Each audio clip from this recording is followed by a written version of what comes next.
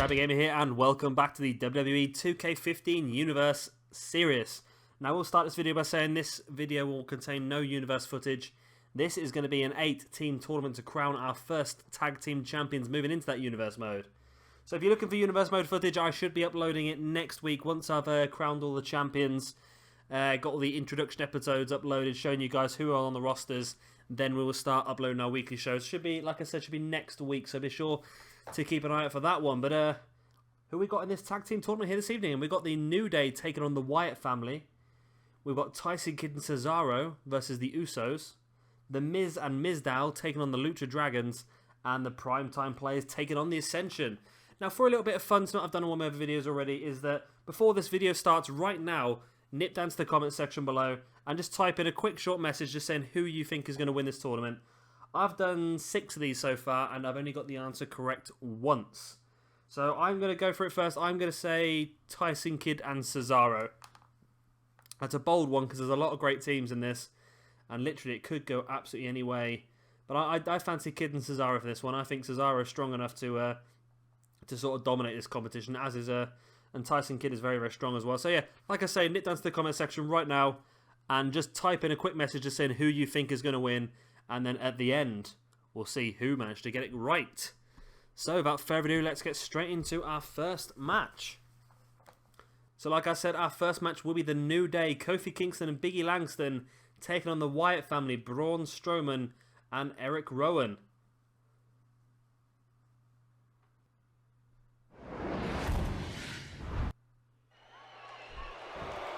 And here we go. This will be the first time I've used this new Braun Strowman core. I downloaded it. It's one of the first downloads I got. But I haven't yet to use it. And he looks very big and scary. He looks like he's actually wet himself as well. I don't know why he has that dark stain between his legs. But I'm sure we'll find out at some point. The only thing I will say about this core is it's good. And I've noticed this with a few of the cores I've got the face scan. The face just looks a bit pale compared to the rest of his body. You can see it there. His face is very white compared to the rest of his body. But yeah, why has he got that brown stain between his legs as well? Apart from that, it is the best Braun Strowman on the community creations by quite some way. The face is just a lot better. I did have one earlier on, and it just looked a bit unrealistic. He is bloody huge, isn't he, as well? I don't know if he's slightly out of... I don't know, he looks alright. Big clothesline. Let's see how he feels in the ring. He feels a bit quick for me at the moment. But apart from that, he seems to look okay. Let's just see how he gets on in this match, and then we'll judge him from there. If he gets a bit dodgy, then I will be I'll nip out and download a new one before the second round. But like I say, this is the one that's got the most downloads at the moment. This is the one right at the top of community creations. It's Kofi Kingston there, getting out of that gorilla press into a DDT.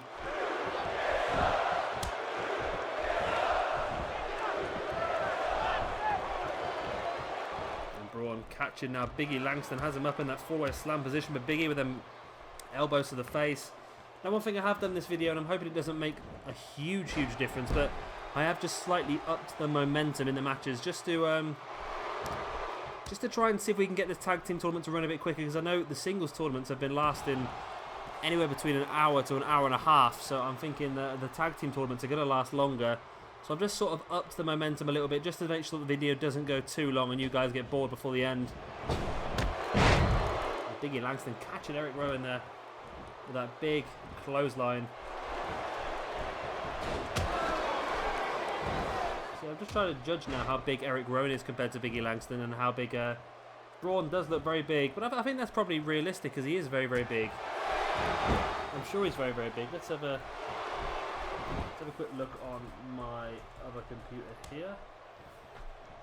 Braun Strowman. Oh, he is a big lad. That actually does look really good, actually. The wet stain between the legs is actually real by the looks of it. He always seems to have that wet stain.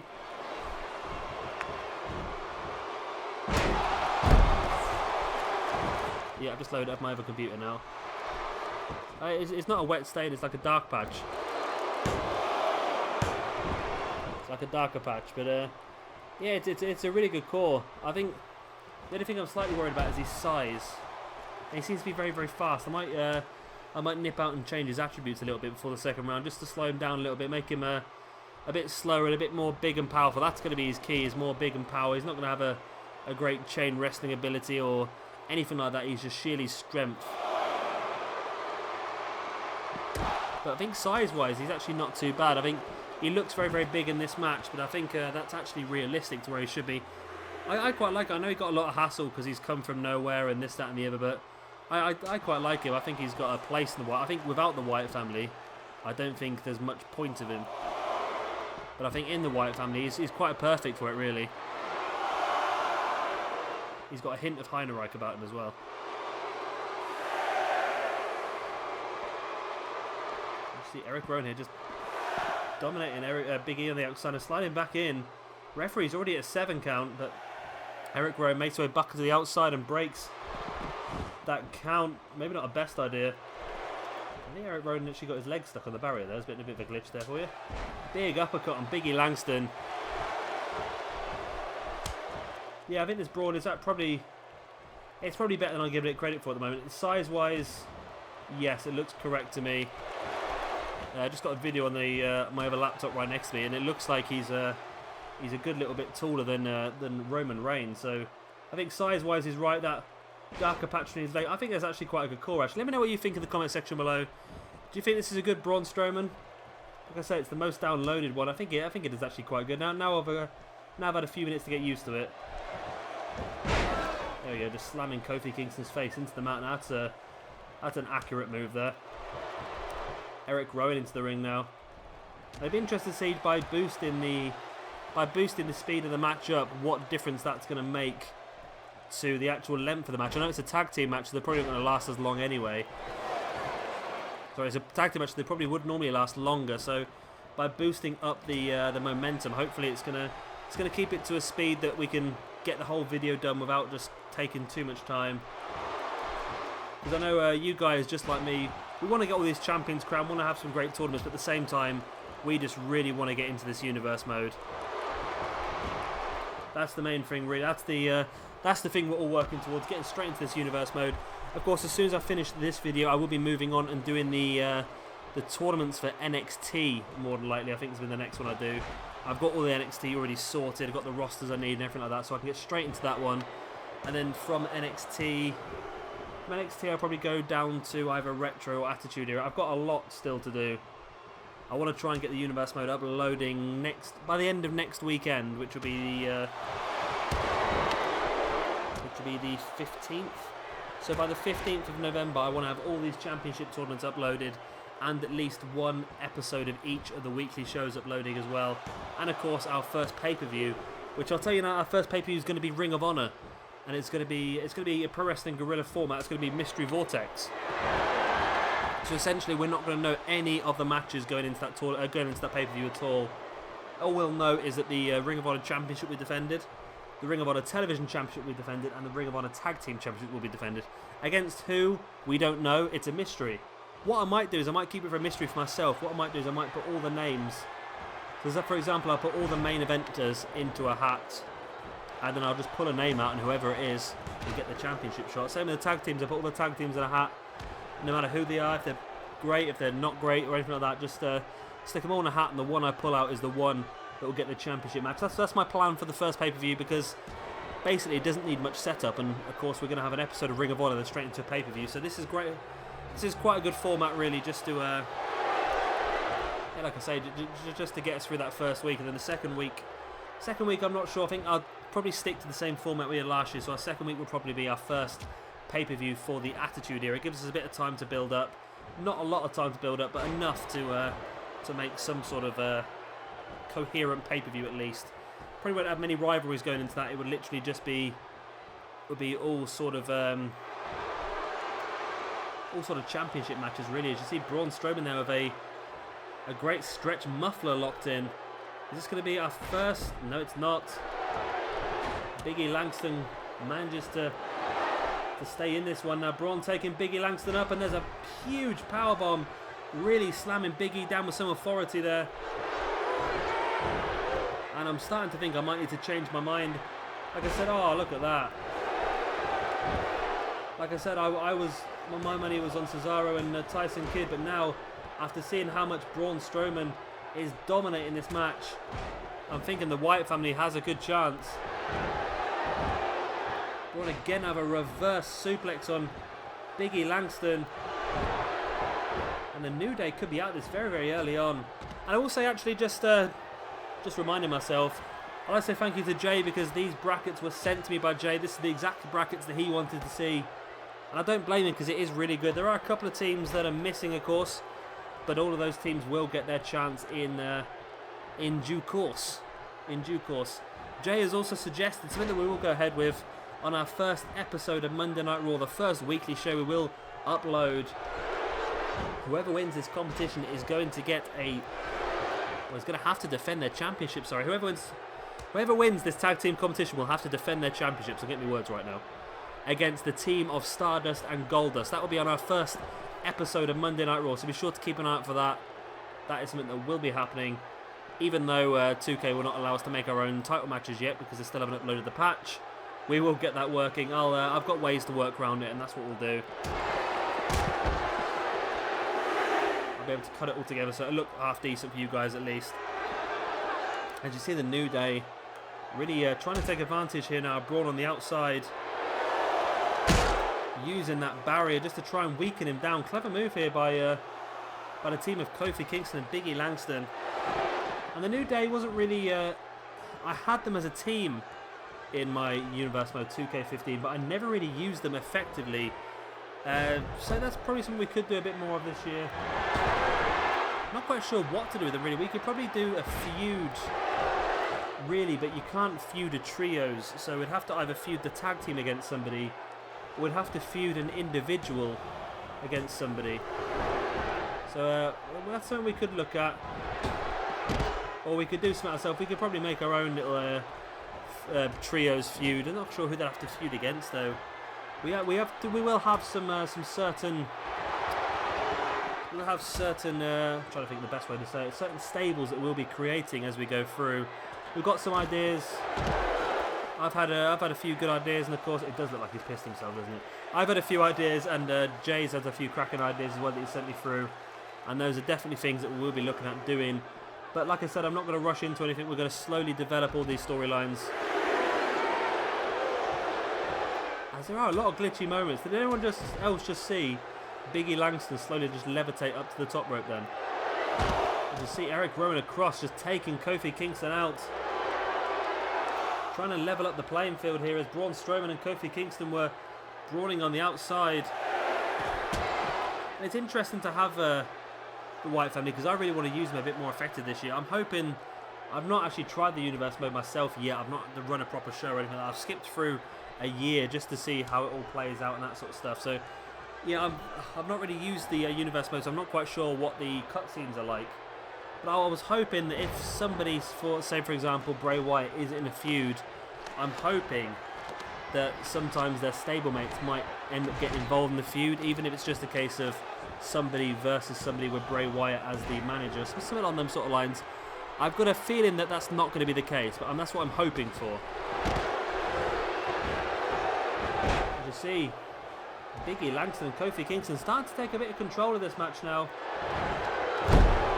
And I'm surprised. I thought Braun would be doing a lot better than this. I think the New Day have finally managed to find a way to keep Braun down. It involved an assault on the outside and into the barrier and things like that. And now they've got to really build on that. As you see, Big E Langston locking Braun Strowman into the Tree of Woe. You see how tall Braun Strowman is. A lot of people in that Tree of Woe are still floating in midair. Braun's body was nearly on the ground. As Big E Langston leaves the ring, and in comes Kofi Kingston. Kofi trying to continue his assault, but Braun catches him, and there is the Gorilla Press. Dropping him down, and Braun manages to make the tag into his partner here, Erick Rowan. Now what has Erick Rowan got installed? Got the white sheep and the black sheep of the Wyatt family.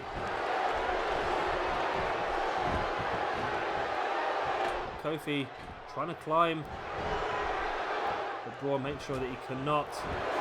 Another right hand as well, and Kofi looks a bit stunned from that one. And again, he tries to go for it again, but Braun again with the right hand, and Kofi again looking a bit stunned. Kofi throwing Erick Rowan into that corner. And there he is with that tornado DDT. Kofi up onto the top rope, this time avoiding Braun's corner. What's Kofi got in plan here? There's the big elbow drop. In for the pin. 1, 2. Oh, so close. That's a 2 count. The problem with Braun is he's very slow into the ring, especially at this stage in the match. And that almost resulted in the New Day picking up the victory. There's that massive sort of tilt-a-whirl gutbuster by Erick Rowan. Now into the big slash. 1, 2. Oh, and again, so close to a 3 count. Erick Rowan now lining up. Kofi Kingston as Braun Strowman just throwing Big E Langston over the top rope. Erick Rowan, full Nelson slam. Full Nelson slam into the pin. He's taking his time to get the pin locked in. There he goes. Big E Langston still down on the outside. This is their chance. And it's enough. The Wyatt family advance. And the New Day have been eliminated in round number 1. So if you had New Day as your guess for this competition, unfortunately, you are not correct. However, if you had the Wyatt family, who I'm starting to wish I did have the Wyatt family now as my guess, you're looking a lot stronger now.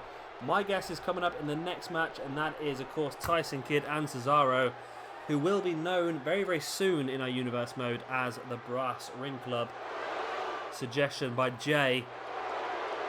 Like I said, that will be coming into effect very, very soon in our universe mode, so be sure to keep an eye out for that.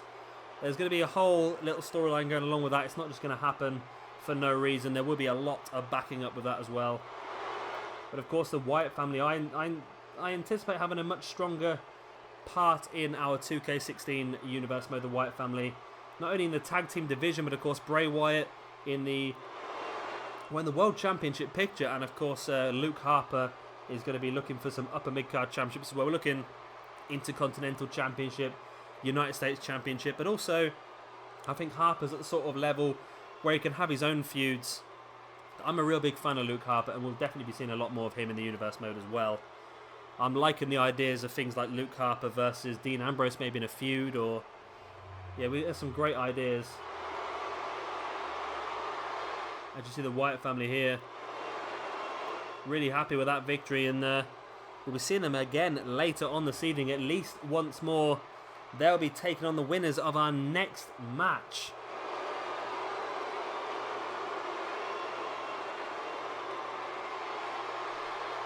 And here we go with our second of the first round matches. It's going to be Tyson Kidd and Cesaro.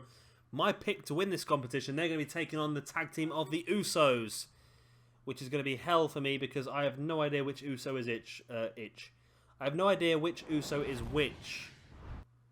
I don't know if there's going to be an easy way of me telling.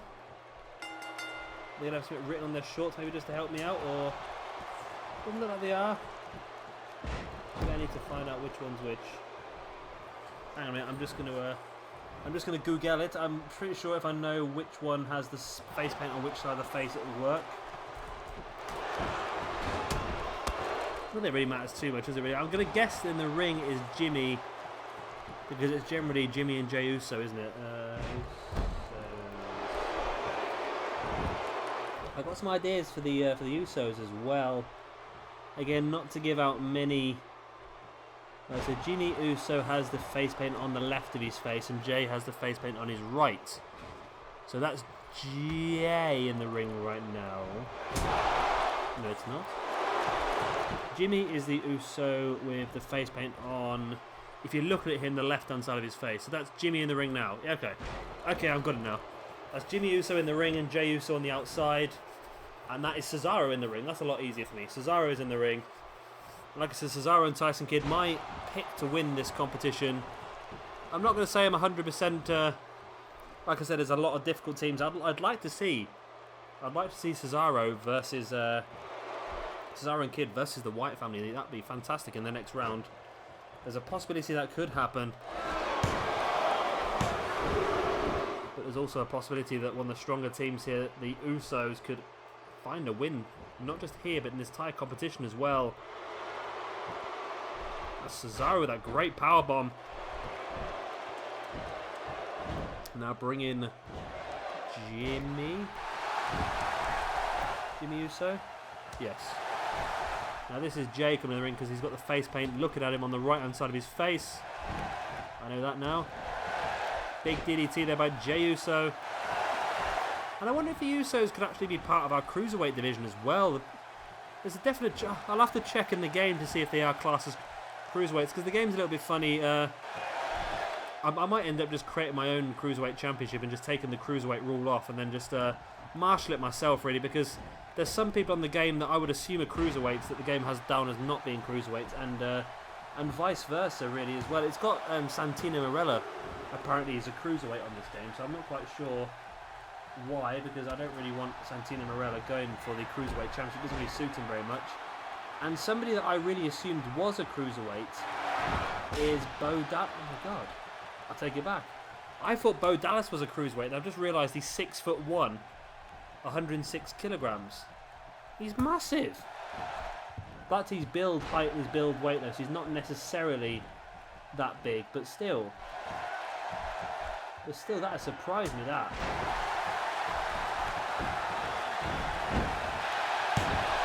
That has really surprised me. Bo Dallas is also married to a Swedish arm wrestler who currently is in the developmental. Bo Dallas is 6'1". Okay, there's maybe a reason why Bo Dallas is not involved in the Cruiserweight division then on this game. I can't believe that. Oh well. But the Usos are a possibility. Let's see what they are. No, the Usos are 6'3" and 6'2". Build at just over 100 kilograms each. Oh wow. I know build, weight and height is generally higher than what it normally is. But still, I had these guys down as Cruiserweights compared to some of the other guys. Well, our best idea really is to have a look at somebody like a Neville or a Tyson. Let's have a look at Tyson Kidd, who we know is definitely a Cruiserweight wrestler, and they got him down as 5'10". So maybe it is logical then. Maybe they are close to. Maybe they're a bit taller, a bit bigger than I thought they were. Adrian Neville is okay. That's not the sign I was looking for. That's a very rude sign. Adrian Neville is about 1.78 meters. I don't know what that means. What is it? Wikipedia, that's what we want. So Neville is 5'8". So yeah, maybe I'm completely wrong there. Maybe the Usos are not classed as a Cruiserweight. Neither is Bo Dallas as well. That's an interesting one then. At least I know that now. Maybe we should stick to what the game has got down there, but I'm still not sure about Santino Marella being part of our Cruiserweight division. I'm still not sure about Santino Marella being part of the division altogether, really, but he is on the game, so we will use him at some point. Maybe stick him in with a... maybe stick him into our new job squad. I'm not sure we're going to have in the job squad as yet. I'm thinking probably... Probably Zack Ryder's probably going to be in there, as well as Santino Marella. We had Bo Dallas last year, but I've got different plans for Bo Dallas, and as well as Adam Rose as well. We've got different plans for him as well. So we'll keep those two away from that moment. And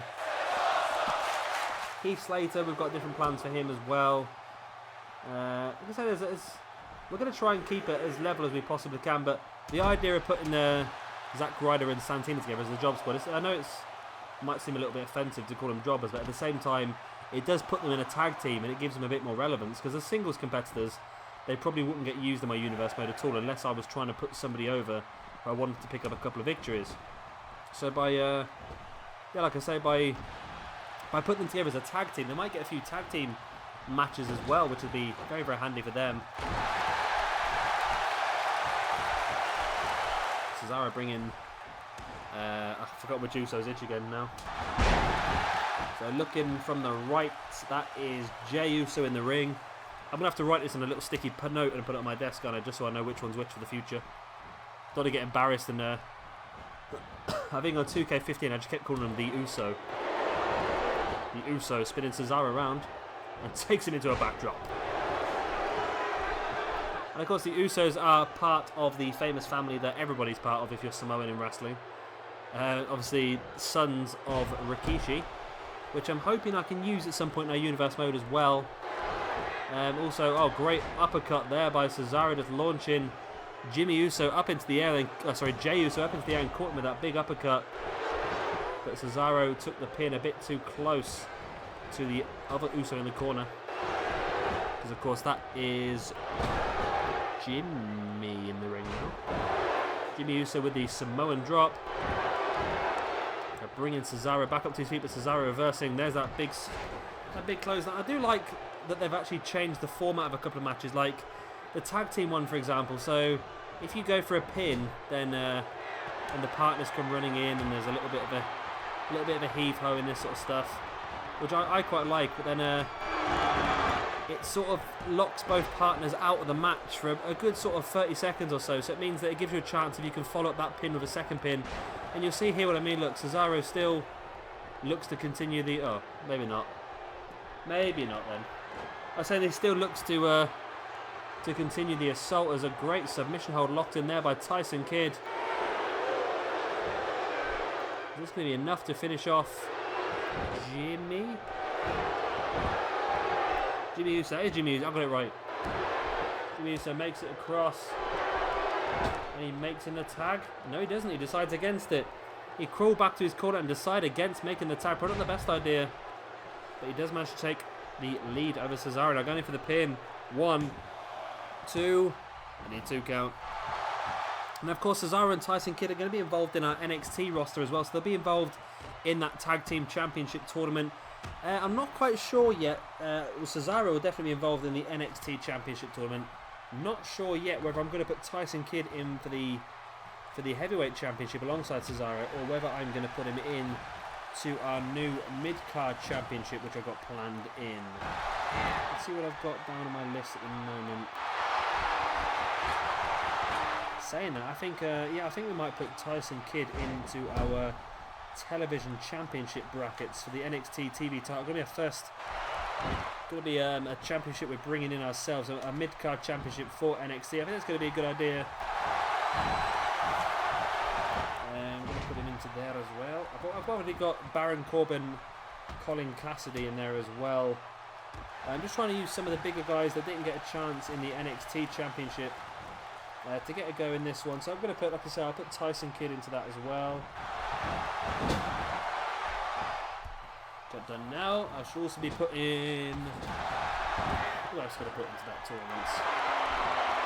I don't think I'll do Enzo, because I think Enzo is somebody who's classed as a cruiserweight in this game, so that could be a bit of fun. If we do Raw in Brooklyn, for example, Enzo Amore cashing an open challenge for a cruiserweight championship shot could be a lot of fun. And again, if we do an episode of Monday Night Raw in London, or no, we do an episode of Monday Night Raw in Dublin, then of course we could have an open challenge involving Finn Balor. That's something we're going to do. We're gonna like to mix it up a little bit, have a bit of fun here and there, have ourselves an open challenge, maybe have ourselves a mystery opponent, and just try and spice things up wherever we can. As pin there, and that's it. The Usos are through. And again, my curse of guessing who is going to win a match has come back to bite me, as Cesaro and Tyson Kidd knocked out in the very first round, and the Usos are going on to face the Wyatts in our second round. I can't believe it. Every time I pick, I always seem to get it wrong. So again, if you guys picked Tyson Kidd and Cesaro in the comment section below, then unfortunately you are incorrect. And yeah, it makes it very difficult now. It's I think I'm going to actually put my money on the Wyatt family now. I think just after watching them in that first match, they looked so strong that I think they'll end up doing pretty well. I don't know if it's I don't know if they've taken a lot of damage in that first round match. I'm not entirely sure, but it's difficult. It's difficult. There's so many things that could happen. Who's the Tonga Kid? That's a question for you. The Tonga Kid.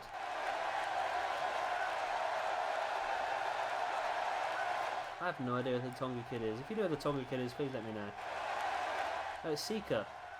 No, it is. Trained by Seeker. I have no idea who he is. I don't think he wrestled in WWE, did he?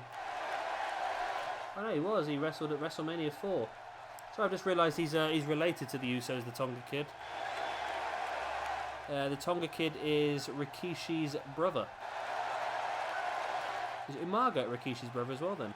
I knew they're all related, I just didn't realise that Umaga and Rikishi were brothers. They can't be brothers, are they?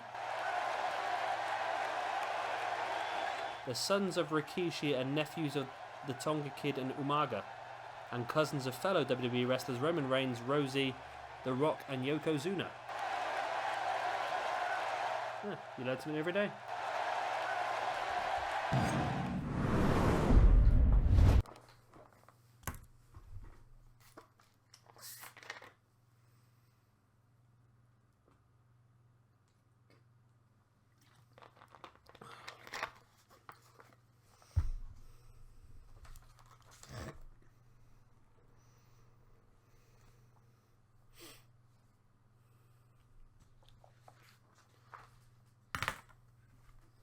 We are searching for that new sound. We are hunting all around and around for that new sound. And here is the third of our semi-finals. It's going to be Damien Sandow, or Damien Mizdow as he's still known in this game, and The Miz taking on the Lucha Dragons, Kalisto and Sin Cara / Hunico. And here we go. Can we see a little bit different in this match now? I think it's going to be a bit more high tempo, a bit more entertaining. I wasn't going to have Damien Sandow as part of this team with the Miz, but the problem is they've given us Damien Sandow, they've given us the Mizdow attire. The thing is, I probably would change the attire back to a Damien Sandow attire, but you can't change the name, so he's still always going to be known as Damien Mizdow, which is a little bit annoying because I would rather have a Sandow, but we'll work with it. It's a good. By having the tag team back, it's a good way of getting both these guys onto the roster a bit more. Like I said, the Miz will still get a bit of the Miz fighting for the fighting for some championships, probably Intercontinental United States. He's not that highly rated on this game. I think he's down at an 84, so he's not that highly rated. So I don't think he's going to win anything big. But Sandow, I think Sandow we might boost up a little bit, not much. I think we might take him up to about an 80. Excuse me. I might take him up to a bit of an 87 maybe, or maybe 86, not entirely sure, because we want him to be involved in that title picture but not strong in it, if that makes sense. Guys like for example, I'm going to change the stats of everyone in the game just to make it a bit more weighted how I want it to be. Guys like Ziggler, I think is going to be probably an 89. He's not quite world champion. It can be the world champion, but he's not quite going to dominate the field, if that makes sense. So guys like Cena will probably be at a 92. Guys like Braun, I think, will probably be at the same sort of level.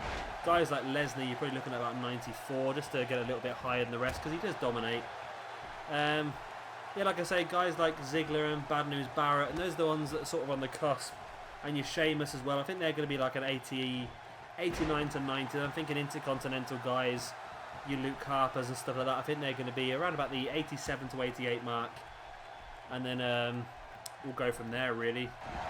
Like I say, the Miz down at 84 is probably the right sort of level for him, because he'll beat quite a few people on the roster, but he's nowhere near going to be able to beat some of the better guys. You see Miz there with a big elbow drop. Now this is a very interesting match, because I don't think the Lucha Dragons themselves are rated very highly. I think they might only be early 80s themselves, so this is going to be quite an even match really. Either of these two teams could come out victorious. I think the next match, the Primetime Players and the Ascension, that's going to be the stronger one. And talk about the Ascension, they are a team that I probably will boost up a little bit, because I like the Ascension. Oh, what a great move that was by Kalisto. Just snapping the neck of the Miz. Yeah, I'm a fan of the Ascension. I always have been. I watched them a lot in NXT. And I don't know what's happened to them since they came on the main roster. They sort of tweaked them a little bit, and for me it just hasn't worked at all. So I'm going to try and just boost them up slightly to make them a bit more, not dominant in the tag division, but very competitive in the tag division. I think there definitely should be that. I think probably some of the tag teams, I'll probably keep as tag teams completely. For example, the Ascension, we won't see them in singles competition unless it's part of a feud. Lucha Dragons, we probably won't see them too often in singles competition, but of course they're both going to be involved in the Cruiserweight title picture as well. So we'll probably try and boost some of our tag teams up a little bit to try and put across the fact that the actual ones that are proper tag teams are a bit stronger, if that makes sense. So the Miz and the Mizdow, for me, they're not a proper tag team, are they? They're just two guys that have been put together to try and get a bit more airtime in WWE. Whereas Kalisto and Sin Cara, for me, are a tag team that's been actually put together for the whole sake of being a tag team. Same with the Usos. The Usos are always going to be a tag team. The Ascension are always going to be a tag team. So those are the ones that I want to try and push a bit more, rather than a lot of these makeshift teams. As you see the Miz lining up Sin Cara here and going for a quick victory. Remember, the quicker you get through this first round, the easier it's going to be later on, because damage retention is on. The Miz there with a skull crushing finale on Sin Cara. Rolls him over. In for the pin. 1, 2. Oh, it's only a 2 count. And Kalisto didn't even come in the ring to try and block that one. But the Miz brings Sandow in, and straight away Sin Cara catching him. And of course, this is not the Sin Cara. I think I mentioned this in the Cruiserweight Championship tournament. It was a bit of an odd one, really, when you think about it. If you remember back a few years ago when Sin Cara only just recently debuted, they did this whole storyline with the real Sin Cara versus the fake Sin Cara. And it's quite ironic now to think that the real Sin Cara has left the company, has been replaced by the fake Sin Cara, isn't it, really? Of course, Sin Cara being played now by Hunico. Due to the real Sin Cara, he's picked up far too many injuries, I think. He botched a lot of moves. WWE eventually released him, and he's gone back to AAA, working under the mask again as Mr. C's. I think it's either Mr. C's or Mystico. Depends where you're from, I think, half the time. It's quite ironic, really, when you think about it, that the fake Sin Cara has now become the real Sin Cara. Sandow with a pin here on Kalisto. 1, 2. Oh, Sin Cara just got there in time. The Miz was not quick enough. And I do like the way they've made some of these matches now. Like the Fatal 4-Ways are working really well. We use a lot more of them in the Universe mode, I think.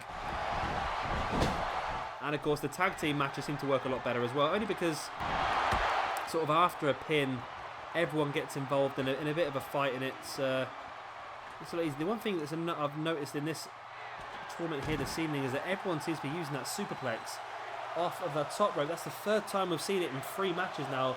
That is an oh my god moment, so I don't know why they just keep using it over and over again. You'd think the game would have some sort of setting to try and spread these things around. The Miz now locking in an abdominal stretch on the outside on Kalisto. Kalisto straight back up that abdominal stretch and hitting the Miz with a head scissors. But then Sandow catches Kalisto, that scoop slam. And now the assault continues on the outside. It's so good to have Kalisto on the game. He's one of my favourites. I watched him for a long time on the indie scene as Samurai Del Sol, and he was absolutely immense. Probably one of the best high flyers I think I've ever seen.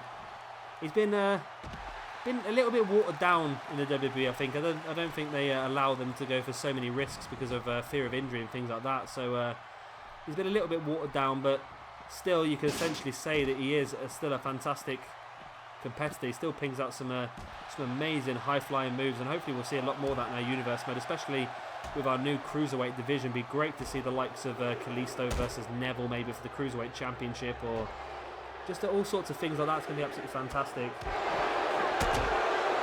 You see the Miz and Mizdow still trying to take Kalisto out on the outside here, trying to get a bit of an unfair advantage. 2-on-1 on Kalisto on the outside, and the referee is now up to a 5 count. And Damien Mizdow looking for a suplex, but Kalisto fought out of it. And there's that reverse move there by the Miz. The referee's still counting Kalisto out, but the Miz is taking Kalisto. The Miz is not allowing Kalisto back in the ring, and now the Miz finally does. I'm not quite sure why he's done that. If the Miz had held Kalisto outside for 1 more second, they would have won this match via a count-out. That's an odd one. An odd decision there by the Miz. Mizdow slamming the knee of Kalisto into the mat. And remember, like I said, damage retention is on, so you want to try and get through this first match as quickly as possible. You don't want to really take up that much damage, because you know you're going to have at least 1 more match to wrestle later on this evening. The Miz had his feet up on the rope, but thankfully Sin Cara managed to get in and catch him before he managed to get the 3 count. Of course, Sin Cara now being taken out by Mizdow though. It's allowed Kalisto the time to take control of the Miz. Kalisto now that springboard into a head scissors. Great move. The Mizdow and Sin Cara still clashing on the outside. Kalisto throwing the Miz into the corner. Referee's lost control of this one now, but you'd think if either two of these guys could get a pin. Great Lucha Libre style arm drag there by Kalisto as well. As Sin Cara and Mizdow still clashing on the outside. So both those guys are really out of position now. If either of these two can get a pin. As Kalisto going for some more fast springboard action in that corner. He's going to go for another arm drag. He does. Bringing the Miz back up to his feet. And I really like the fact that they brought this new reversal system in, because it makes the match run a lot better now. And although again, no, this time he's going to go for a trio. Well, I was going to say, again, Kalisto going for a springboard move in that corner. What's Kalisto going for here? He's up on the top rope. The Miz trying to fight his way out, and Kalisto there with the double foot stomp into the corner. The Miz slowly making the back up to his feet, and Kalisto is in control of this one here. It's very interesting to see the Lucha Dragons as a... are we going to see a dive? We are going to see a dive. Kalisto lining the Miz up here. Big dive over the top rope, taking the Miz out. Now that is the sort of oh my god moment I want to see a lot of this year. I really like this new diving. It's something that does happen quite a lot in WWE, so it's great to finally see it. That the fact that the AI is happy to use it as well, that's the main thing. Kalisto bringing the Miz into the corner. There's that tilt-a-whirl reverse DDT. Kalisto now rolling the Miz into the middle of the ring. He's going to go for a pin. No, he's not. He's going to continue to work on that arm. We've seen him hit a few Lucha Libre style arm drags. And now maybe this is the reason why he's bringing Sin Cara back into the ring. And remember, Sin Cara's finisher is that big tilt-a-whirl armbar. So maybe all that work on the arm by Kalisto is actually just setting Sin Cara up for something. Or maybe not. Sin Cara bringing Kalisto back into the match. A bit of teamwork here. Oh, great move. A powerbomb into a spinning clothesline at the same time. In for the pin. 1, 2. But Mizdow was across quickly enough to break that one up. Sin Cara taking Mizdow out of the ring. And now Kalisto sending the Miz into the corner. We're going to see some more Lucha Libre style action. We're not. We're going to see the Miz with that big boot. And the Miz, I thought was going to go for the skull crushing finale, but he went for the Russian leg sweep instead. Sin Cara out of position with Mizdow on the outside. The Miz on the inside of the ring. 1, 2. Oh, it's only a 2 count. The Miz nearly took advantage of the Mizdow and Sin Cara being distracted on the outside and went for the pin. Miz now up to the top rope. What's he got planned here? We don't see Miz go to the top very often, but he changed his mind once Kalisto came back to his feet, but now he's changed his mind again. He's back up there. And now he's back down again. And for all of his procrastination, Kalisto catches Miz down. Now that boot to the face. The Miz goes down. Kalisto, one of the Miz over, going to go for a pin. 1, 2. It's only a 2 count. The Miz kicked out. I think Mizdow would have got there anyway. Kalisto with that boot to the back, and now Sin Cara taking Mizdow off the apron. Kalisto looks like he's setting the Miz up for something.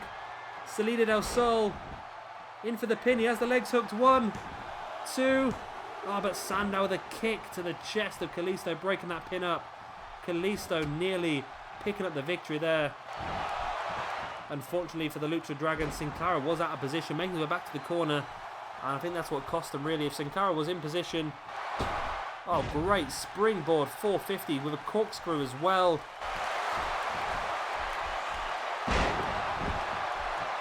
And Miz now manages to fight his way out and gets across and brings Mizdow back into this one. That's probably something that the Lucha Dragons were trying to avoid. As Miz and Mizdow bringing back in the fresh man. Mizdow throwing Kalisto into the corner. And I think either of these two teams are going to struggle now, because They are taking a lot of damage. As we're going to see a sunset flip bomb. 1, 2. Sin Cara has the Miz, and no, Mizdow kicks out after 2.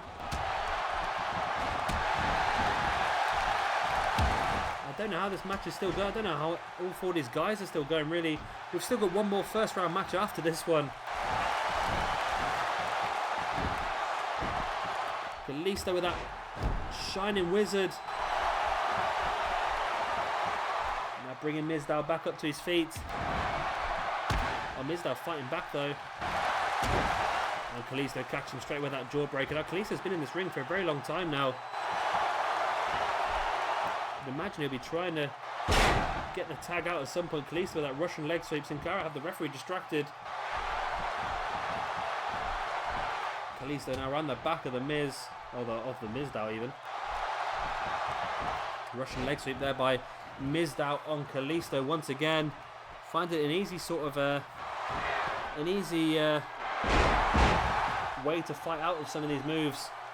There's that forward spiked plant of the head. Not quite sure what that's called. Mizdow going for the pin on Kalisto. Sin Cara slow into the ring, and it was too slow into the ring as the Miz and Mizdow pick up the victory over the Lucha Dragons. Great win here for Miz and Mizdow. I don't know why, but I sort of expected this to happen. I was hoping that the Lucha Dragons would make their way through, because I really want to see as much of them as possible since they are brand new onto the game. But it looks like it is the Miz and Mizdow that will be going on to face the winners of our very next match, the final first round match that will be the Primetime Players versus the Ascension. Probably 2 of the stronger teams in this competition. But like I said, I think there are no weak teams in this competition really. And we saw a lot of false finishes in this match. It was a real great tag team match actually. It's a good quality tag team match. I'd be happy to have this sort of match in any of my random match series. I'm very happy to have this sort of match on a normal episode of Monday Night Raw. Of course, we will be seeing a lot of stuff like this in our Monday Night Raw. As I've already said earlier on, as suggested by Jay, the winner of this competition, who will become the brand new tag team champions, of course, they will be defending the belts on our very first episode of Monday Night Raw, our very first weekly show in this universe mode, to the team of Stardust and Goldust, of course, Brotherhood. So that's going to be an interesting one. We could have brand new tag team champions crowned here, and then of course they could lose the championship on the very first night of the universe mode, which would be very frustrating for them, I should imagine. But it's a distinct possibility that it could happen. You see there, Sin Cara was just a tiny bit too slow across the ring, tiny bit too slow, and it led to Miz and Mizdow picking up the 3 count. As I said, these guys will go on to our semi-finals. It's probably taken a lot out of them this match. It was a very long match, and there was some very high impact moves hit by the Lucha Dragons. So they're going to face off against the winners of our next match, and they may struggle with the damage taken. And this is our last of the first round matches. This will be the Primetime Players taking on the Ascension. Of course, the winners of this will go on to face the Miz and Mizdow in the second of our semi-finals later on this evening. Be very interesting. Like I say, my favourites for this competition, Tyson, Kidd and Cesaro, have already been knocked out in the first round. So if any of you guys have got people that are still in this competition, then well done to you. You've done better than I have. Like I said, this is the 7th one of these I've recorded now, and I've only got 1 right so far. I'm not doing too well. We've got a lot more to come though still. I think I've got like another 20 of these title tournaments to record, so it's going to be a lot of work for me. We'll try and get them all uploaded for you as quickly as I possibly can. We'll try and get another one recorded after this one, depending on how long this one takes. We'll try and get the NXT World Heavyweight Championship done for you guys, so be sure to keep an eye out for that. It'll be uploaded, I was going to say straight after this one, but since the videos take about 5 or 6 hours, I wouldn't sit there and wait for it. This has just been uploaded. I would not sit and wait for it, but it should be uploaded on the same day as this one, hopefully. And we've got some big names that I'll give you a rough list of who's going to be in that competition for the NXT Championship. If I flick through my paperwork and try and find that tournament. You can hear me rustling my papers now. I have got it down as Finn Balor, Apollo Crews, Hideo Itami, Tyler Breeze, Kevin Owens, Neville, Cesaro and Sami Zayn. Now that sounds like an absolutely awesome tournament, doesn't it? And that's what we're going to have. The winner of that will be our first NXT champion moving in to our universe mode. And of course it has been suggested to me by Now that's a very good question, because I did look this up earlier and I've lost my piece of paper I wrote it down on, so I will just quickly find it now. Your video is very important to us, please stay on the line. I can't find it now, can I? I want to say it was William, but I don't think it was William actually. I don't think it was William. Who was it?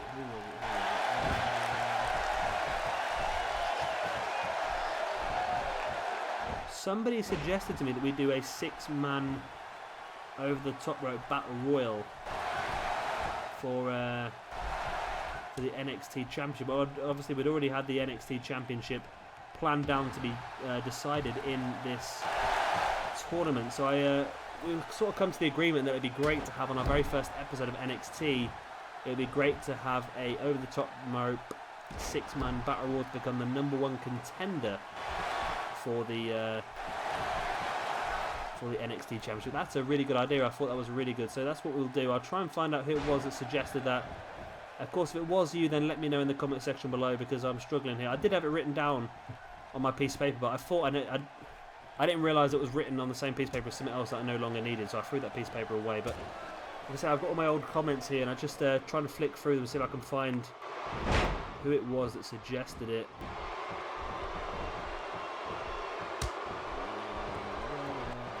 Could have been you. Could have been you. No, I can't see it. I can't see it now, but I will have a proper look through after this, and I will find out exactly who it was. But again, if it was you, then please let me know in the comment section below, just so I can remember.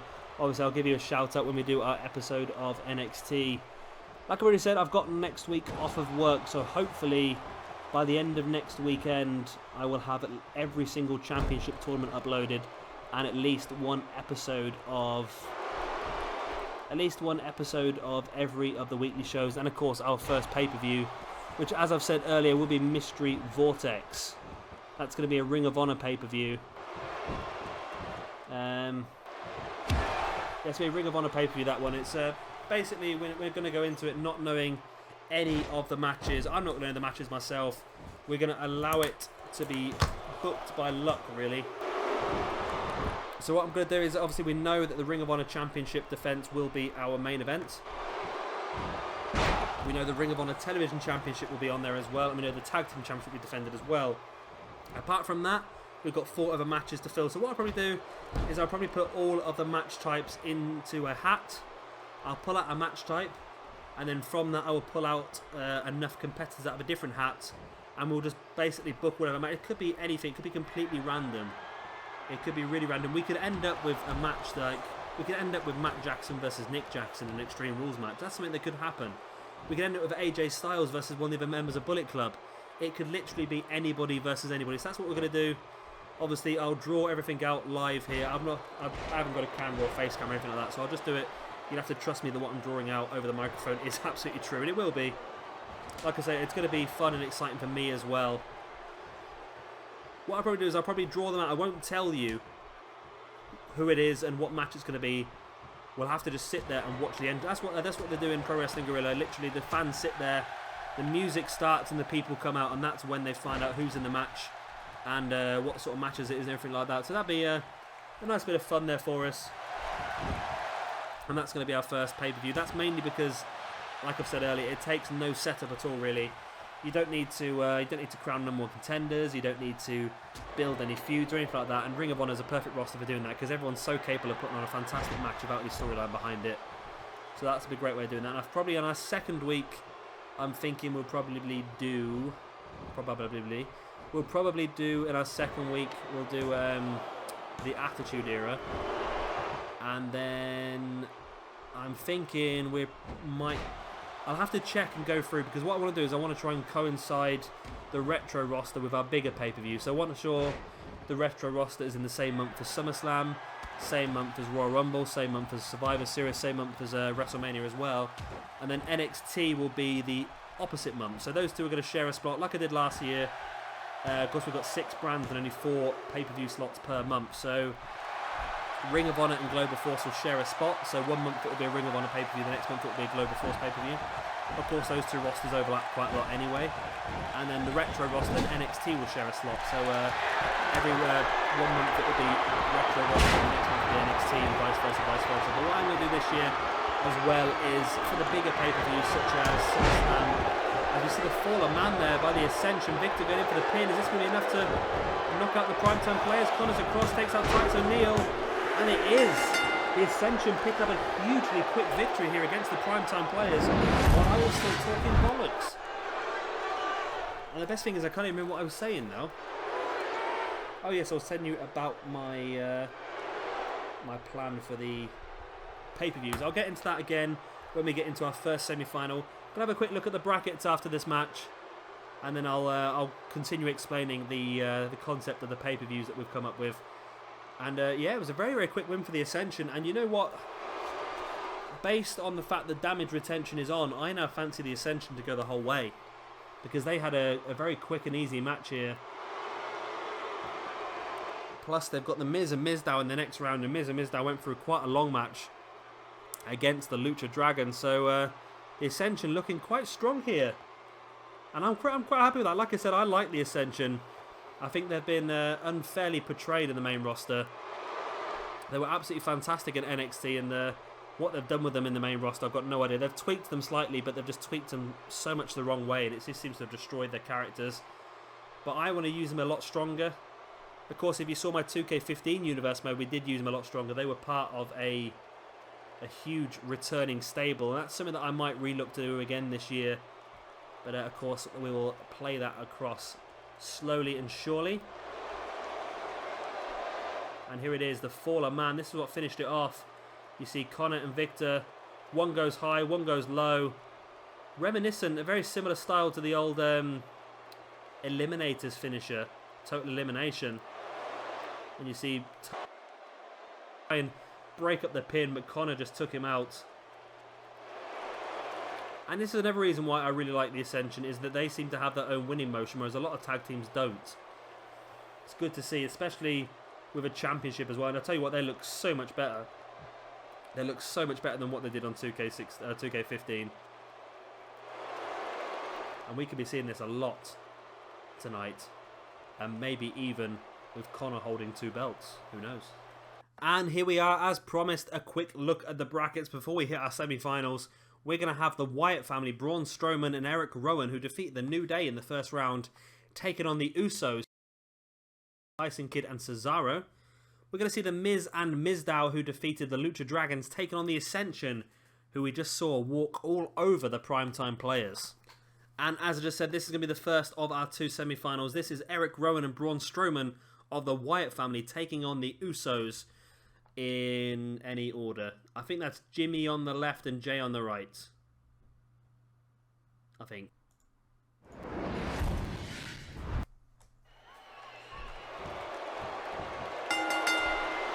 And here we go. Of course, both these teams already done quite well this evening.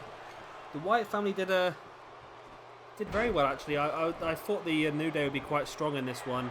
But then again, the Usos have done fantastic as well. The Usos have knocked out my favourites for the competition, Cesaro and Tyson Kidd.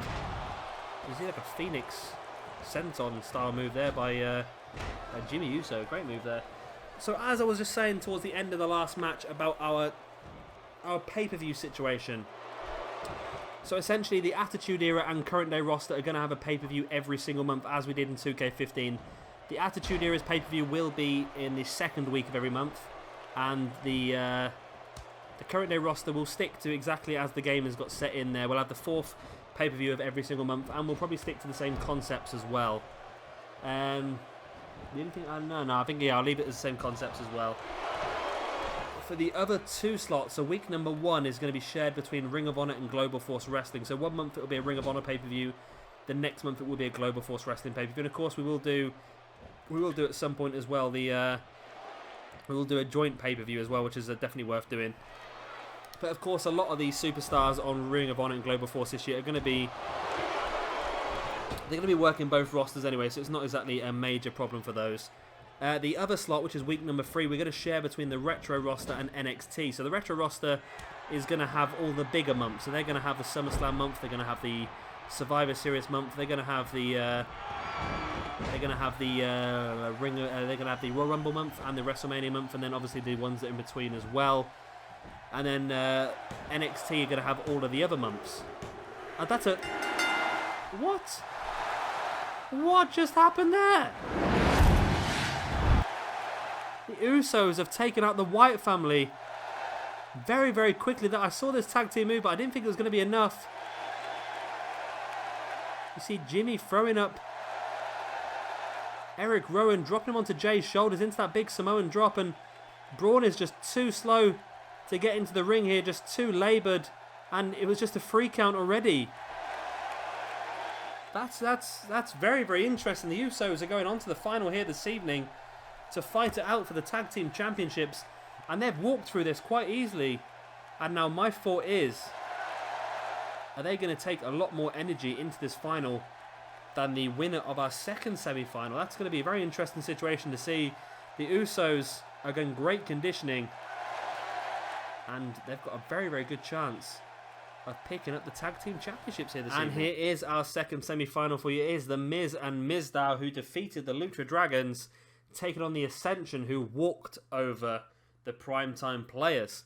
And I am going to finally attempt to finish telling you about our pay-per-view situation before the game keeps cutting me off over and over again. So basically, as I just said, Retro Roster is going to have all the big months. They're going to have your Royal Rumble, WrestleMania, SummerSlam, and your Survivor Series, plus another 2 that sort of make it all up. NXT is going to have the opposite month. So obviously NXT are going to miss out on the, as I said, Survivor Series, SummerSlam, WrestleMania sort of months. But what we're going to do is we're going to have an NXT Championship match probably on the current day roster for those months. So we will have a bit of NXT going on the current day roster. Plus, as I did towards the end of 2K15's universe, I'll probably end up having pre-shows and things like that as well, just to help me build up the amount of people that are on the shows. It does work out quite well, I think, if we just have a quick 3-match pre-show, just to help us get more people on the shows. Again, it's going to be a chance for us to get a few NXT guys onto the current day roster. And again, like I said, we're going to have 7 championships on the current day roster anyway. So by having the NXT Championship being defended as well, we're going to need another spot on the card. So by having a pre-show is really going to help us out. Plus, it lets us get an extra little video out, let you guys get a taste of what's going to happen on the pay-per-view. I can continue to build up some of the matches that are coming later on that evening. And yeah, it's definitely worth doing. It's an extra match. It's an extra video. Who doesn't love extra videos? I know I do. And it'd be even better once 2K fix the championship situation in the universe mode and we can create our own championship matches, because I have crowned 7 champions for our current day roster, and at the moment I can only set 4 of those to be automatic, and the other 3 will never be defended. So we will be doing that manually. I will be manually making singles matches and just call them a championship match for now. If the championship does change hands, then I will obviously do that manually as well. So it's a little bit frustrating, but like I say, we will get it done.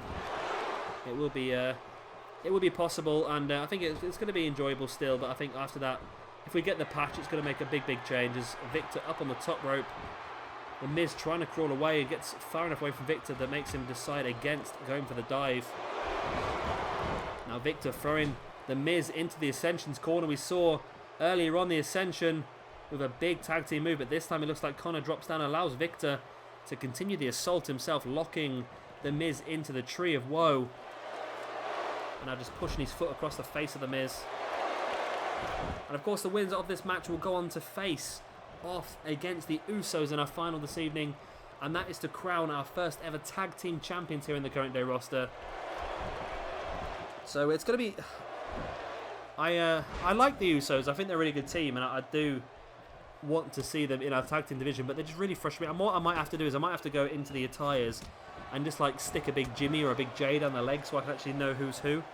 I know I did have a quick look earlier on, and I'm pretty sure Jimmy's... Right, let me think about this again. If you look at them, Jimmy's got the paint on his left and Jey's got the paint on the right. Simple as that. Jimmy left, Jey right. Jimmy left, Jey right. Jimmy left, Jey right. Okay, I've got it. I've got it. Jimmy and Jey left and right. That should be easy enough to remember. He says. Miz bringing in Mizdow. And Mizdow just going straight in for the pin. Only for a 2 count though. Konnor manages to kick out. I'm not sure why they why WWE decided to tweak the Ascension, because they They do it with everyone though. I know sometimes it's only a very, very small thing, like Neville, for example. Neville had built his character, and he had a little bit of a streak to his character, a little bit of a tiny bit of a mean streak, I think. But plus he was called Adrian Neville, and they took the Adrian away from him as well, which I know it doesn't mean anything, but they always just seem to want to tweak these guys before they put them onto the main roster. Doesn't know what they have with Tyler Breeze as of yet, though. That's the thing is, these guys spend years and years and years developing their characters and developing how they act in certain situations and how they act on the mic and things like that. To take them up to the main roster and then just change that ever so slightly, to me, makes no sense. They've spent years and years and years developing this character. How can you just change it straight away like that? As Konnor went for the pin on Mizdow, who has been busted open. And I can't think it's going to be too long here before the Ascension make their way to the final to take on the Usos. Mizdow struggling. Victor has the Miz tied up on the outside. Oh, maybe not, as Victor comes flying back into the ring. I think the Miz might have taken control of that little fight on the outside now. Konnor now with the big boots to the Mizdow. Brings him out the hard way, slamming him down as well. Bringing Mizdow back up to his feet. Konnor now launched him into that corner. Victor halfway in, distracting the referee. Allows Konnor to take more control of this match, but maybe not. Mizdow fighting back, throwing Konnor into the corner of Miz and Mizdow. Mizdow taking Konnor up to the top rope. What's he got planned here? What has Mizdow got planned here? Up to the top rope as well. Is he going superplex on Konnor? It looks like he might be. Superplex, bringing Konnor down the hard way. Mizdow now, instead of going for the pin, he brings Konnor back up to his feet, but Konnor straight away with that big uppercut. Now Konnor taking Mizdow up by the throat. Mizdow fighting back there with that rake to the eyes, and now taking Konnor down with the backdrop. Like I say, I do have certain ideas. Well, Mizdow and the Miz having a little bit of a disagreement there. Miz had dropped off the apron, didn't seem to want the tag, whereas Mizdow wanted to take the tag into the Miz. So that's a little bit of dissension in the racks there. The Miz doesn't seem to want to be in this match, but Mizdow might have done enough here. There's the that spiked move, and Miz across the ring, taking out Victor, but Konnor managing to kick out after two. Miz continuing the assault. Sorry, Mizdow continuing the assault now on Konnor. And that's interesting though. I'm not sure if that was just coincidental on the game or what, but like I say, the Miz had dropped to the outside. Maybe it's something with the inbuilt stats. We've heard a lot about this new inbuilt stat situation where people act differently in different situations. Maybe that's one of them. The Miz did drop to the outside. He didn't seem to want to get the tag. Mizdow came across and did make some sort of taunting action towards the Miz. So that's an interesting one, that. I've seen a few interesting things in this game already. For example, there was a random match we uploaded a couple of days ago, which was Christian versus Sami Zayn. And if you get a chance, go and have a look at it now, because it was a very interesting one. It's something that I didn't know was in the game. And there's a new rope break. There's a new rope break system in this game where if you're close enough to the rope, so you can grab the rope rather than kicking out. And in the match, Christian grabs the rope, but the referee doesn't see it and still counts for the free. So I thought that was really... Normally, it wasn't the best match. It was quite short as well. So normally, I'd re-record that and probably try and wait for a better quality to upload for you guys. But after seeing the way the match ended, I just thought I had to upload it the way it was, just to show you guys what had happened. It was, yeah, Christian got screwed. But like I said, it's definitely worth a watch just to see it happen in action. It was a queer one. It's something that I weren't aware was available in the game, but obviously it is. As Miz now starting the assault on Victor. Drop kick to the knee. Victor goes down hard, and Miz now in. But Konnor was right there to break it up after two. And you know what? I think the Miz and Mizdow are actually taking control of this match now, even though Mizdow's been busted open, and the Ascension had quite an easy first round. It seems like Miz and Mizdow are in control, and as I say, that Victor catching the Miz, that boot to the stomach, and now there's that big slam.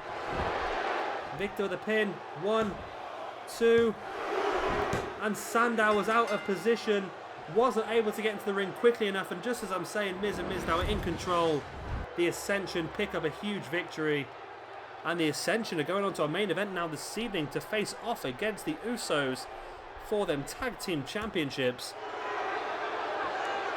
And like I said, guys, if one of your teams that you thought were going to win at the beginning is still in this competition, then you've done very, very well here. And I think I'd buy yourself a lottery ticket as well if I was you, because, well, I don't know, they are team. Like I said, there's no weak teams in this competition at all. I just expected some of them. I did not expect the Usos to defeat the Wyatt, I'll tell you that right now. I did not expect the Usos to defeat Tyson, Cesaro, to tell the truth. I did not expect the Ascension to defeat the Primetime Players so quickly and easily. And I did not expect the Miz and Mizdow to defeat the Lucha Dragon. So at the moment, nothing I thought was going to happen so far has really happened.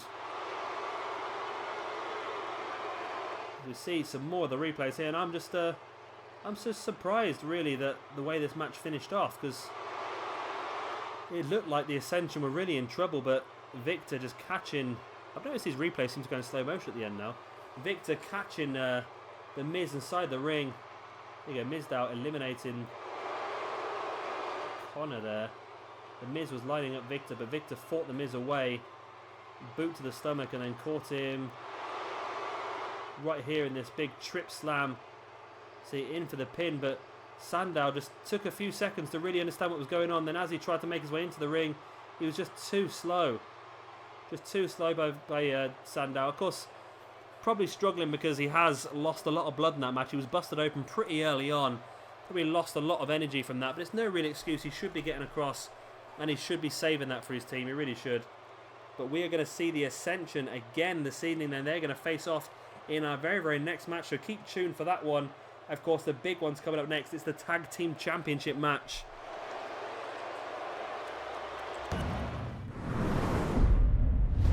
Fucking hell, you're kidding me.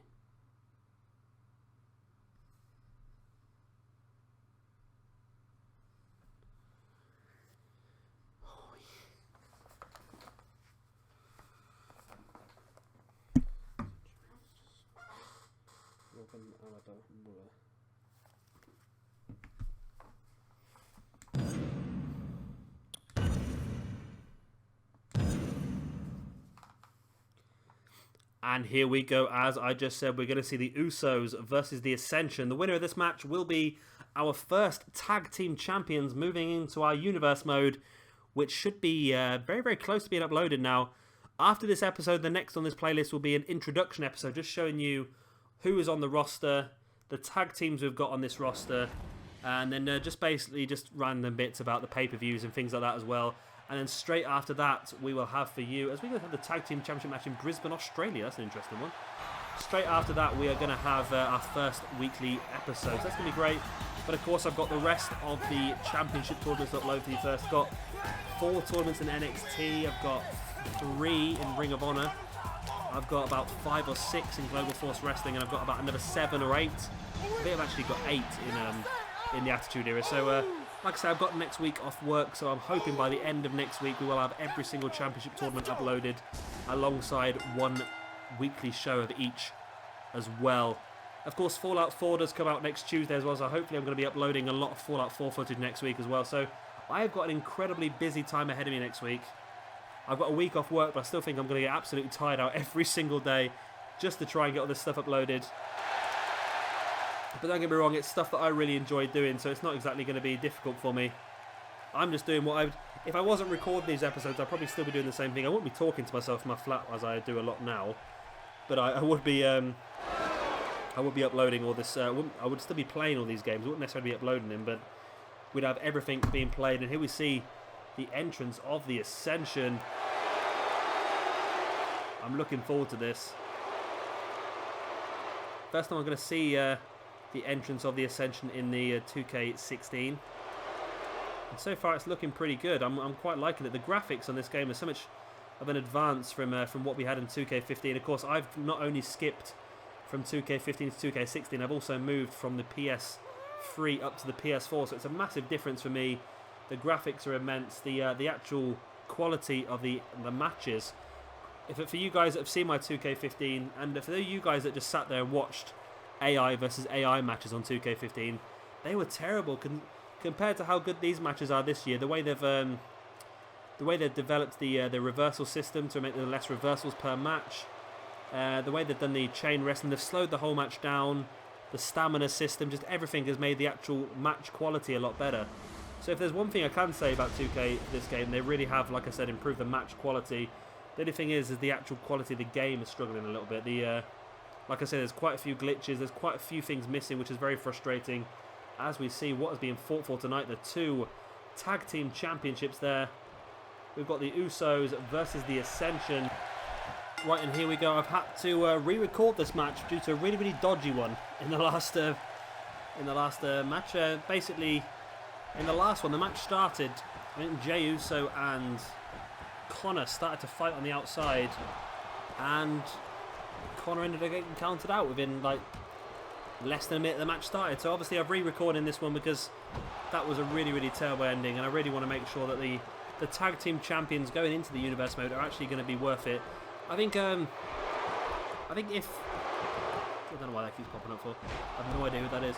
I think if the Ascension had won that match, I think I would have left it. I would have left it the way it was because that would have made sense for me. The heel team would have won by count out and that sort of stuff.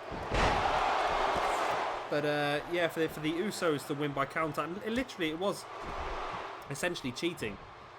Konnor wanted to get back in the ring, and Jimmy Uso on the outside, who wasn't the legal man, just kept grappling him and attacking him on the outside, so he had no chance to get back into the ring. So that's probably something that they might have to have a look at, 2K, with in one of the patches, just to try and patch that out a little bit. It's not a major thing. It's an interesting little extra. But yeah, it's a. Oh, what is this guy doing? That's the 3rd time that's come up now. I have no idea who it is. If that's you, then stop inviting me. Look, bugger off. How do I stop that? I have no idea. So yeah, and this is essentially what happened, exactly what's happening now. Oh, he's taking the mick now. Come on. Bugger off, no one cares. Really? Really? Some more glitching there by Jey Uso there on the apron. His entire body and arms just twisted. So yeah, that's basically what happened is it just kept him on the outside until he was counted out. So that's a bit annoying. So I wanted to re-record this video, and I'm very happy that I have. I've boosted to supplement for the damage. Like I said, both these teams had I'd probably taken the same amount of damage each anyway. So to supplement the damage retention, I have just put this on fast momentum. It's really annoying because you can re-record all of the matches in a tournament. However, you can't with the final. As soon as the final happens, it just cuts out and takes you straight back to the brackets, and you can't re-record them. And that is the final finish. You've got no choice to change it. So because that's what I've had to do. I've had to bring this into an exhibition match and re-record it here, and hopefully we're going to get a decent ending to the match. And that's what this tag team competition deserves. It's been a very good competition so far, and I'm happy about that. And I'll be happy no matter who wins this match, as long as it's a good match. Of course, of course, the momentum is on high, so it's going to be a shorter match than normal. But still, I think it's still going to be a very entertaining one. As the Usos are changing so quickly, I've really completely lost track of who is who. This is the right-hand side, so this is Jey Uso now in the ring. And went for that spin kick and actually caught the referee instead of Konnor. But it's allowed Konnor the extra couple of seconds he needed to take control. And it's amazing how many people in 2K16 have this move on their moveset. This suplex into the squat. See, I've never seen anyone do it in real life. Just seems like something they've given them for no reason. It's the same with John Cena. If you look at John Cena on this game, he starts using moves that you've never seen him ever use before, because there's so many moves that every character has to have, and he hasn't got that many, so they've had to just give him something he's never used before. As now in comes Jimmy Uso, I think. Jimmy on the left. No, that's Jimmy on the right. That's Jey Uso in the ring. That is Jey Uso. Great sit-out slam there on Konnor. And of course, I've already mentioned a couple of times this video, as suggested by Jay on our very first episode of Monday Night Raw, the winners of this match will defend the Tag Team Championships against the team of Stardust and Goldust Brotherhood. Really interesting one, that one. Of course, few of these tag teams I'm using in this universe mode have split up now, like the Miz and Mizdow. They've split up, but of course the game has given us the Miz as it's given us Sandow as Mizdow. It's given us the Mizdow attire, so it just seems logical to keep on using it, really. And the same with Stardust and Goldust as well. We will put them together for now. I don't anticipate them staying together for the entire length of the universe mode. Don't get me wrong about that, but we'll be using them early on as a team until other things start to pan out. There are a couple of other teams in my universe mode that are yet to see this evening that I'm excited about. Of course, we will be bringing the Dudley Boys in. Don't you worry about that. If you're wondering where the Dudley Boys are, we will bring them in.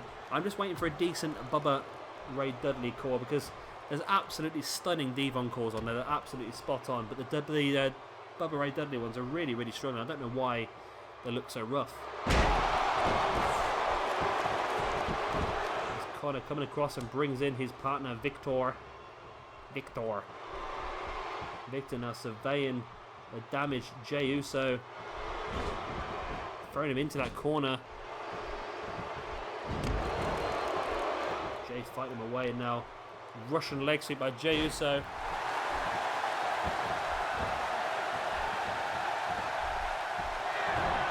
Going for the super kick, but Victor avoids it, spinning Jey around. And there's that big slam. That's how he won the last match against the Miz and Mizdow.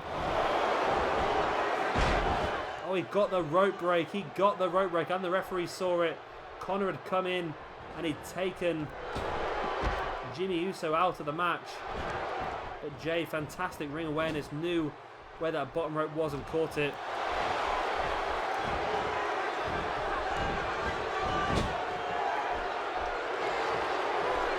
Victor with that big spinning heel kick coming out. Bringing the main man, Jey Uso, back up to his feet. And I use the phrase main man, just give me a couple of extra seconds to remember which one's which. And now here we go, we're looking here for the fallen man. We are. Konnor and Victor lining him up. There's the fallen man. Could we have our first tag team champions here set? Konnor with a pin. Referee very, very slow down. Very slow down. That's one of the really annoying things about this game. They've said they've improved the AI referees, but it really doesn't seem that way. There's a big flapjack by Konnor. We've seen him win matches like that in the past already on this 2K16 game. Rolling Jey Uso over. Victor has Jimmy on the outside, and there we go. We have our first tag team champions crowned in this 2K16 universe mode. It's gonna be the Ascension, and I am actually really happy about that. Like I said, I really like the Ascension, and they're gonna have a much bigger part in our universe mode than WWE give them. I was gonna boost their stats up a little bit. I've not done it yet.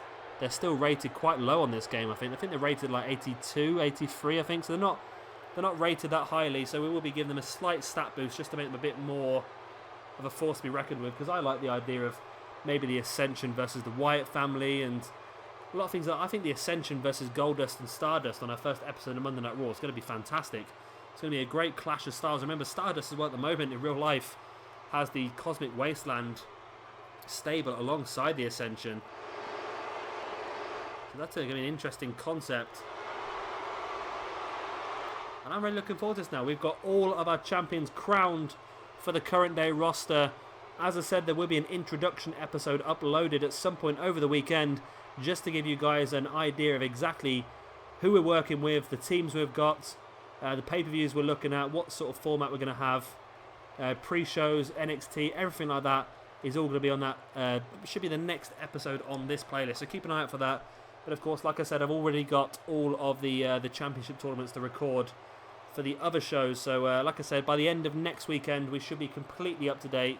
We will have all the championship tournaments updated. We will have all the introduction episodes done. And we will have at least one episode of every single show recorded as well. And we got some great... Like I say, I really want to do these competitions this year just to give it a fresh outlook, because I think if I'd started the universe mode, I probably wouldn't have given the championships to the people that have won them in these tournaments, and that's great. Just to be a little bit fresher, and we get to see this great little cutscene here at the end. The Ascension holding the gold, and how often we're going to see that in the universe mode once it starts up, and will they be able to get through their first challenge, Brotherhood, Stardust, and Goldust, on our first episode of Monday Night Raw? Of course, you'll have to look out for this channel for that episode. Like I said, we'll be uploaded next week. and that should have everything sorted by then, hopefully. And as soon as we do get everything up and running, the universe mode will be daily, as it was in 2K15. We're gonna have an episode of WWE on Monday. See, I might change the order a little bit. I'm gonna do WWE on Monday, Global Force on a Tuesday. Might do NXT on a Wednesday, Ring of Honor on a Thursday, Attitude Friday, and then Retro Roster on a Saturday. I think that's the way we're going to do it. I just want to have Ring of Honor and Global Force a little bit more split up, since the rosters are very, very similar. I don't want to have them one day after the other, so it doesn't come a bit too familiar for you guys. Remember, I'm going to stop babbling on now anyway. The video has finished. If you have liked this video, then please do slap that like button. And of course, slap the like button for the Ascension being our first tag team champions in this 2K16 universe mode as well. It's going to be absolutely fantastic. And of course, if you're not already, hit that subscribe button, because we'll be uploading daily universe mode as well as some random matches which we've already started doing. And we'll hit the showcase up, and we'll definitely be doing the career mode as well. Got an idea for the My Career mode that will come to light very, very soon. That I'm really, really excited about that idea, and I think you guys will be as well. Anyway, I've been Shabby Gamer. Thank you very much for watching this episode, and I'll see you next time.